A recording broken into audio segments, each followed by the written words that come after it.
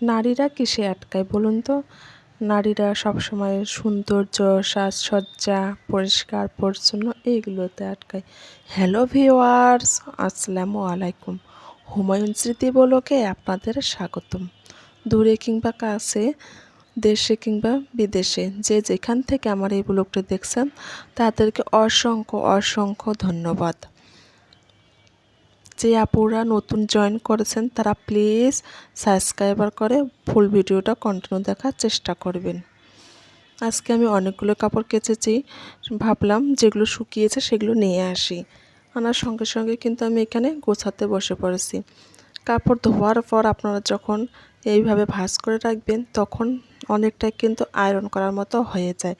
আর যখন শুকানোর পর অনেক সময় ফেলে রাখবেন বা কালকে গোছাবো এভাবে বলবেন, তখন দেখবেন কাপড়টা একটু ভাঁজ হয়ে যায়, মানে এলোমেলো কীরকম যেন দেখতে লাগে।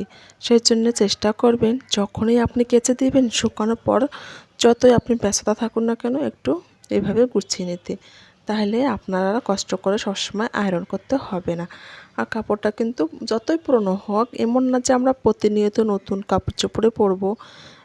ইউজ করা কাপড় কিন্তু একটু পুরনোই হয়, কিন্তু কাপড়টা দেখতে অনেকটাই আয়রন করার মতো হবে। আর এই যে আমার কুশন কভারটা আমি সুন্দরভাবে রেখে দিলাম। আমার ছেলে তো সবসময় এটা বার করে খেলে হচ্ছে কি পাগলামি শুরু করে, আমি নিজেও জানি না। ও বলে, আম্মু আমি এটাতে চুল শুকাবো, তুমি কেন এটা ইউজ করো না?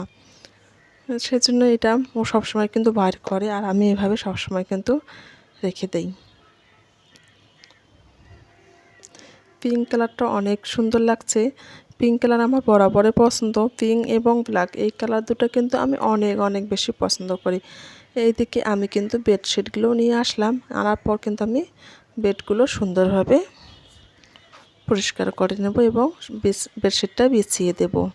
বিছানাটা যতই আপনার পুরনো হোক সুন্দরভাবে সাজিয়ে গুছিয়ে পরিষ্কার পরিচ্ছন্নভাবে রেখে দেবেন, দেখতেও ভালো লাগবে। এমন না যে আমার প্রতিনিয়ত নতুন বেডশিট পাল্টাতে হবে, নতুন নতুন সব সময় দিতে হবে, এটা কিন্তু না। আপনার যেটা আছে সেটা নিয়ে সন্তুষ্ট থাকুন।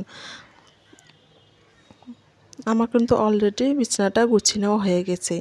আমি এখানে একটা সুন্দর একটা কুশন কভার দিয়ে দিলাম। এটাও কিন্তু আমি নিজে হাতে তৈরি করছি। দেখুন তো কত সুন্দর লাগছে, তাই না?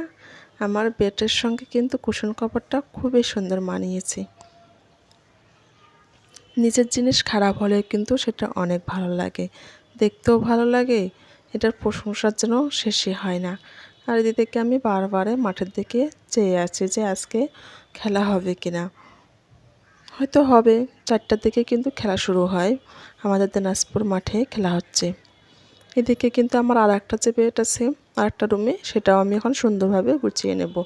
ছোটো বাচ্চা বাসায় থাকলে কিন্তু সব কিছুই সবসময় এলোমেলো থাকে, সেই জন্য আমি সবসময় এভাবে গুছিয়ে রাখতে চেষ্টা করি।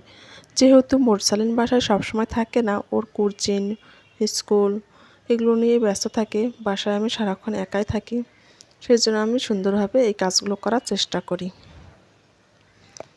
এখন পর্যন্ত যারা আমার ভিডিওটার সঙ্গে আছেন তারা প্লিজ একটা লাইক করে দিবেন এবং চাইলে আপনারা কমেন্টও করতে পারেন। আর যারা এখন পর্যন্ত আমার চ্যানেলটা সাবস্ক্রাইবার করে রাখেননি, প্লিজ একটা সাবস্ক্রাইবার করে লাইক করে দিন। এদিকে কিন্তু আমার সমস্ত বেড এবং ঘরগুলো কিন্তু গুছিয়ে নেওয়া হয়ে গেছে। টাইম তো আপনার